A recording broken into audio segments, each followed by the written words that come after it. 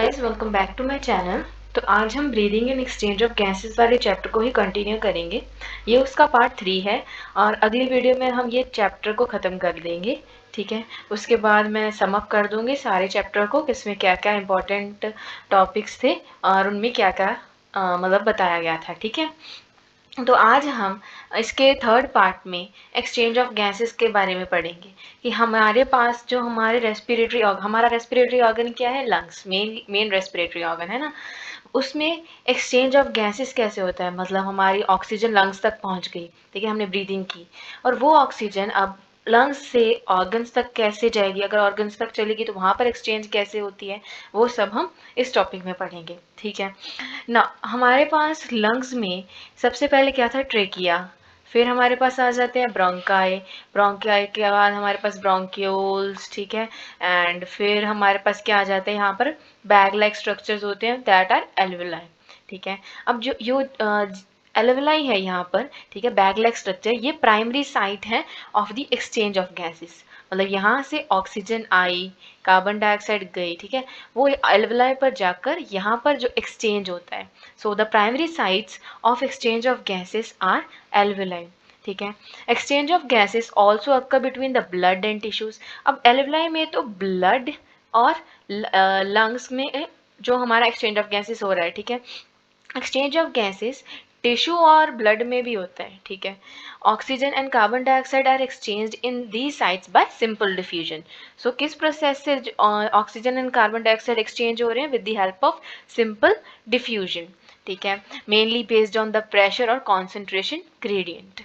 ठीक है, solubility of gases as well as thickness of membrane involved in diffusion are also some important factors that can affect the rate of diffusion. ठीक है, तो alveoli हमारा primary site है exchange of gases का। Gases की gaseous exchange alveoli और blood में भी होती है और ब्लड और टिश्यूज में भी होती है। ठीक है, किस मेथड से होती है, simple diffusion based on concentration gradient और प्रेशर ग्रेडियंट। ठीक है, और कौन कौन से फैक्टर हैं जो रेट ऑफ डिफ्यूजन को अफेक्ट करते हैं, वो आ जाती है हमारी सॉल्युबिलिटी ऑफ गैस। जो गैस ज़्यादा सॉल्युबल होगी, ठीक है, वो उसकी उसकी जो हमारी रेट ऑफ डिफ्यूजन होगी वो लेस सॉल्युबल गैस से डिफर करेगी, है ना। वैसे ही जो हमारी मेम्ब्रेन्स हैं, रेस्पिरेटरी मेम्ब्रेन जिसमें हमारे पास एल्वुलर वॉल आ जाएगी, ठीक है, कैपिलरी वॉल वगैरह, ठीक है, एंडोथीलियम सेल्स, इन सब की जो हमारी थिकनेस है वो भी वो भी क्या करेगी, हमारे रेट ऑफ डिफ्यूजन को अफेक्ट करेगी। ठीक है, उसके बाद प्रेशर, हमने कहा है ना कि जो डिफ्यूजन होती है वो आइदर प्रेशर ग्रेडियंट या कॉन्सेंट्रेशन ग्रेडियंट पे बेस्ड होती है। तो pressure contributed by individual gas in a mixture of gases is called as partial pressure. ठीक है, ये तो हमने फिजिक्स केमिस्ट्री में भी पढ़ा है कि पार्शियल प्रेशर क्या होता है, वो प्रेशर जो हमारे पास मिक्सचर ऑफ गैसेस है उनमें से कोई एक गैस उस मिक्सचर ऑफ गैसेस में कितना प्रेशर कंट्रीब्यूट कर रही है, वो होता है उसका पार्शियल प्रेशर। ठीक है, तो ऑक्सीजन का पार्शियल प्रेशर को हम रिप्रेजेंट करेंगे PO2 के साथ, और फॉर कार्बन डाइऑक्साइड हमारे पास क्या आ जाएगा, PCO2। ठीक है, partial pressure of these two gases in the atmospheric air and the two sides of diffusion are given in this table। ठीक है, हमारे पास यह टेबल गिवन है। ठीक है, यहाँ पर रेस्पिरेटरी गैसेस है ऑक्सीजन एंड कार्बन डाइऑक्साइड। अब अगर हम लॉजिक लगाएं तो एटमॉस्फेयर में ऑक्सीजन ज़्यादा है या कार्बन डाइऑक्साइड। ठीक है, ऑफ कोर्स ऑक्सीजन ज़्यादा है, सबसे ज़्यादा क्या होती है एटमॉस्फेयर में, नाइट्रोजन, देन ऑक्सीजन, और फिर होती है कार्बन डाइऑक्साइड। तो ऑक्सीजन का जो हमारे पास एटमॉस्फेरिक एयर में पार्शियल प्रेशर है वो कितना है, 159, और कार्बन डाइऑक्साइड का है 0.3। ठीक है, ये मिलीमीटर मरकरी में वैल्यूज हैं। ठीक है, फिर एल्वेलाई, अब यहाँ पर ऑक्सीजन आई, ठीक है, यहाँ पर एल्वेलाई में लंग्स है, alveoli is a part of lung. ठीक है, तो लंग में ऑक्सीजन ज़्यादा होगी या carbon dioxide, of course oxygen ज़्यादा होगी। तो ऑक्सीजन का partial pressure in alveoli is 104, carbon dioxide में कितना है, 40। ठीक है, फिर हमारे पास आ गया ब्लड, डीऑक्सीजनेटेड ब्लड स्पेसिफाइड है, तो कार्बन डाइऑक्साइड ज़्यादा होगा इसमें। ठीक है, कार्बन डाइऑक्साइड का पार्शियल प्रेशर इसमें 45 मिलीमीटर मरकरी है और ऑक्सीजन का 40 मिलीमीटर मरकरी है। तो अब ब्लड जो हमारे पास डीऑक्सीजनेटेड था उसमें तो पार्शियल प्रेशर कार्बन डाइऑक्साइड का ज़्यादा होता है, ठीक है। अब ब्लड हमारे पास स्पेसिफाइड क्या है, कौन सा, ऑक्सीजनेटेड। ऑक्सीजनेटेड ब्लड है, ऑफ कोर्स उसमें ऑक्सीजन का पार्शियल प्रेशर ज़्यादा होगा, तो वो है 95 मिलीमीटर मर्करी। कार्बन डाइऑक्साइड का है 40 मिलीमीटर मर्करी, ठीक है। अब लंग्स में ऑक्सीजन का पार्शियल प्रेशर ज़्यादा होता है। तो अगर हम टिश्यूज़ की बात करें, टिश्यूज़ में क्या होता है, ऑक्सीजन की कंजप्शन की जाती है, ऑक्सीजन को यूज़ करके एटीपी और अदर मेटाबॉलिक फंक्शंस के लिए ऑक्सीजन की यूटिलाइजेशन होती है। तो इसमें कार्बन डाइऑक्साइड के लेवल ज़्यादा होंगे और ऑक्सीजन का लेवल क्या होगा, कम होगा।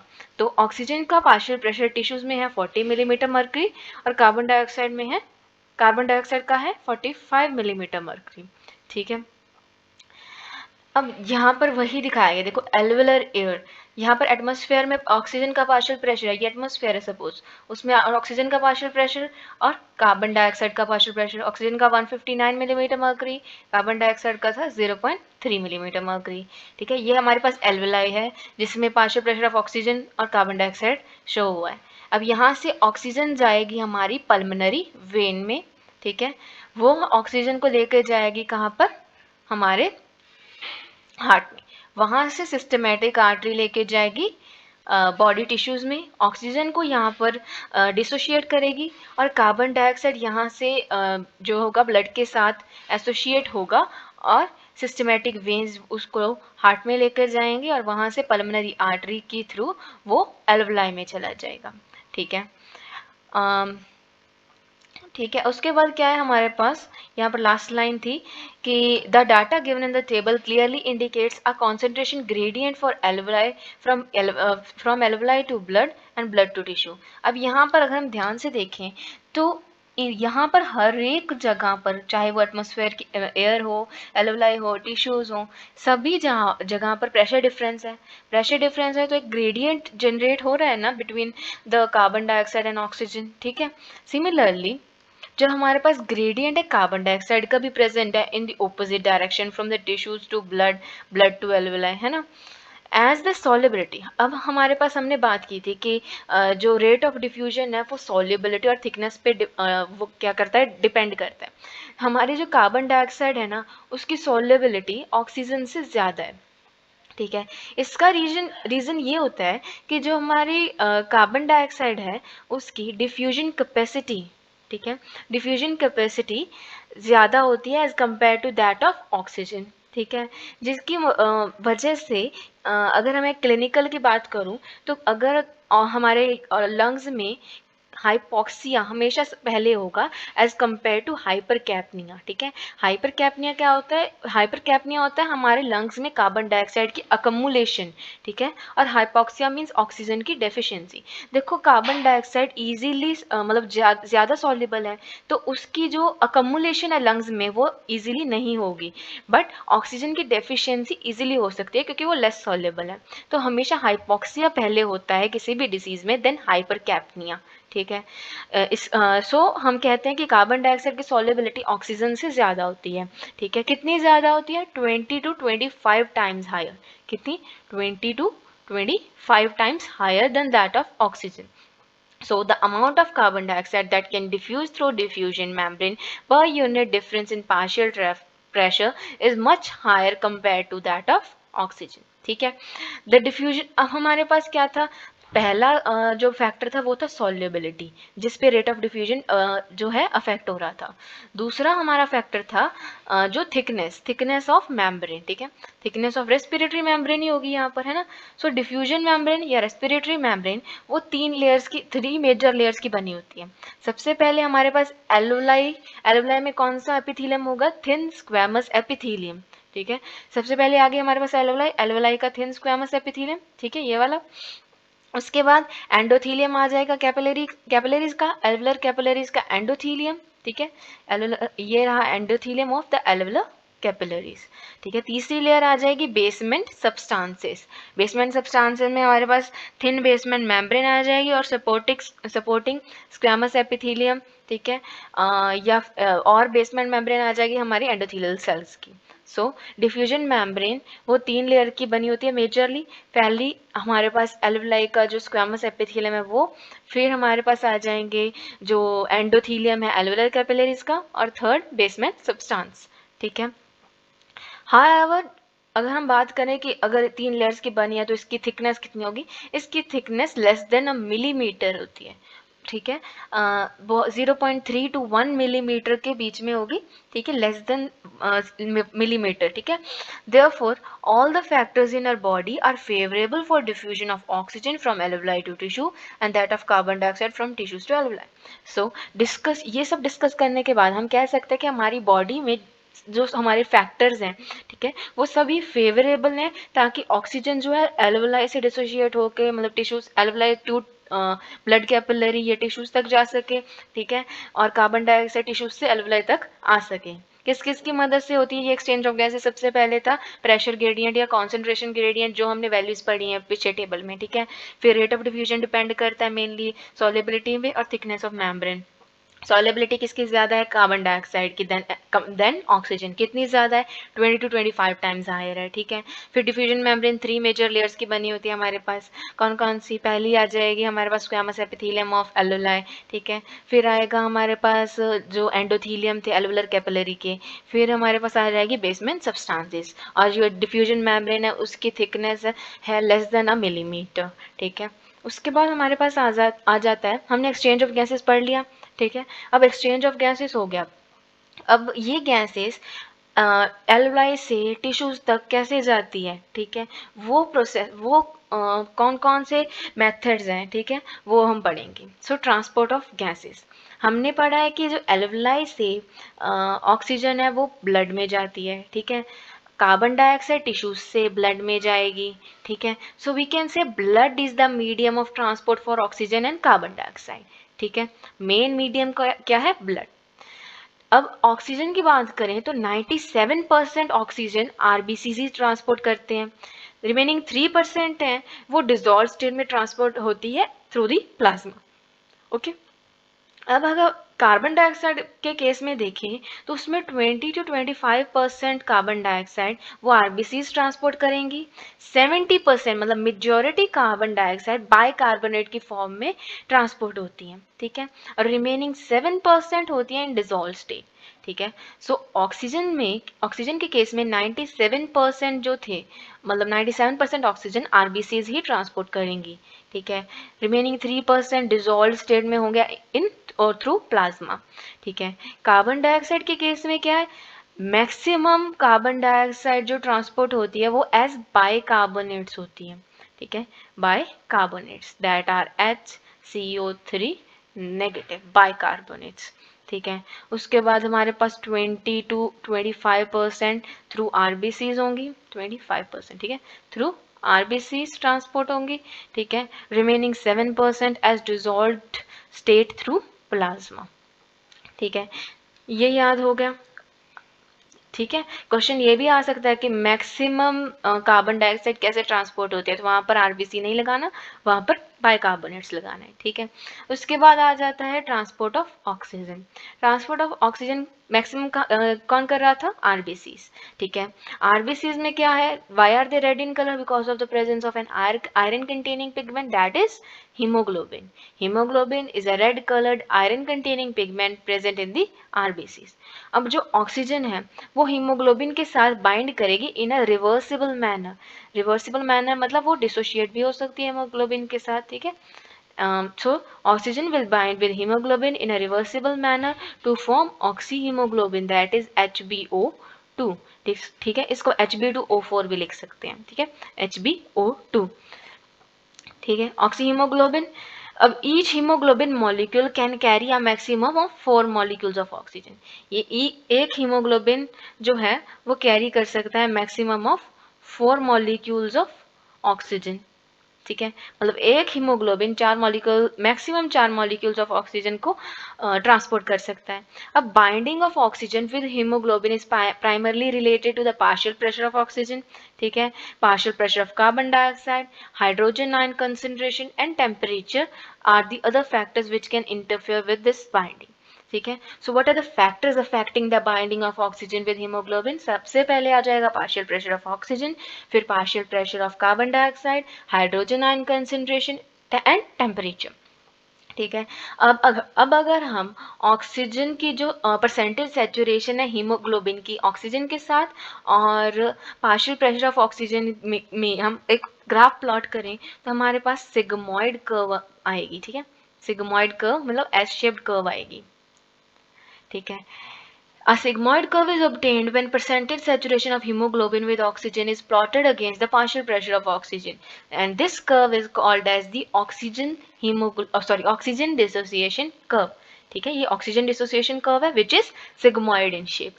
ठीक है, and is highly useful in studying the effects of factors like partial pressure of carbon dioxide, hydrogen ion concentration, etc. ठीक है। अब एल्वेलाई में हमारे पास क्या होगा? एल्वेलाई में पार्शियल प्रेशर ऑफ ऑक्सीजन ज़्यादा था as compared to that of oxygen. So there is high partial pressure of oxygen, low partial pressure of carbon dioxide, and there are lesser number of hydrogen ion concentration and temperature भी कम होता है।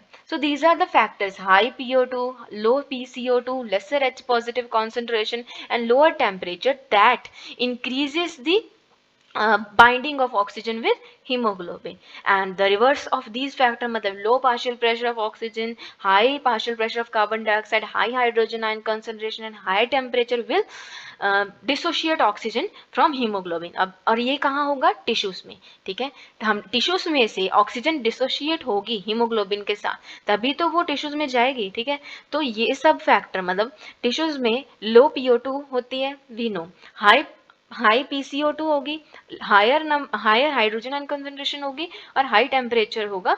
So that dissociation of oxygen can occur. ठीक है, this clearly indicates that oxygen gets bound to hemoglobin in the lung surface and gets dissociated at the tissues। ठीक है, अब ये लाइन देखो, every 100 ml of oxygenated blood will carry or can deliver 5 ml of oxygen to the tissues। ठीक है, under normal physiological condition. So under normal physiological condition 100 ml of blood हमारे पास कितना ml oxygen को deliver करेगा? 5 ml oxygen को। ठीक है, आगे है हमारे पास transport of carbon dioxide. Maximum transport of carbon dioxide होता है एज बाइकार्बोनेट्स एंड आरबीसी के थ्रू 20 to 25% होता है। ठीक है, सो जैसे ऑक्सीजन हीमोग्लोबिन के साथ बाइंड करके क्या बना रहा था? Oxy haemoglobin. Carbon dioxide haemoglobin के साथ बाइंड करके बनाएगा कार्ब अमाइनो हीमोग्लोबिन। ठीक है, क्या बनाएगा? Carb amino haemoglobin. ठीक है, कार्ब अमाइनो हीमोग्लोबिन बनाएगा, दैट इज 20 to 25% ट्रांसपोर्ट होगा जिसके थ्रू, है ना। This binding is related to the partial pressure of carbon dioxide. Partial pressure of oxygen is the major factor which could affect this binding. ठीक है, major factor affecting the binding of carbon dioxide with haemoglobin is partial pressure of oxygen. जब partial pressure of carbon dioxide high होगा, partial pressure of oxygen लो होगा in the tissues, तो मोर binding होगी carbon dioxide की, and vice versa will occur in the alveoli. ठीक है, so with haemoglobin carbon dioxide bind करके carb amino haemoglobin बनाएगा, carboxy haemoglobin नहीं। कार्बोक्सी हीमोग्लोबिन जब कार्बन मोनोऑक्साइड हीमोग्लोबिन के साथ बाइंड करेगा तब बनाएगा carboxy haemoglobin, but carbon dioxide haemoglobin के साथ बाइंड करके बनाएगा कार्ब अमाइनो हीमोग्लोबिन। ठीक है, उसके बाद क्या है हमारे पास? कार्ब अमाइनो हीमोग्लोबिन की ट्रांसपोर्ट होएगी कब? जब हमारे पास वो फैक्टर्स होंगे, partial pressure of carbon dioxide ज़्यादा होगा, पार्शियल प्रेशर ऑफ ऑक्सीजन कम होगा। ठीक है, हाइड्रोजन आयन कंसंट्रेशन ज़्यादा होंगे, टेम्परेचर ज़्यादा होगा। ठीक है, उसके बाद आरबीसी हमारे पास हमने पढ़ा कि मैक्सिमम बाइकार्बोनेट्स के थ्रू जो कार्बन डाइऑक्साइड की ट्रांसपोर्ट होती है। अब आरबीसीज में, ठीक है, एक एंजाइम प्रेजेंट होता है, दैट इज कार्बोनिक एनहाइड्रेस। ठीक है, उसकी बहुत ज़्यादा कॉन्सेंट्रेशन होती है एंजाइम की आरबीसी में, विच कार्बोनिक एनहाइड्रेस।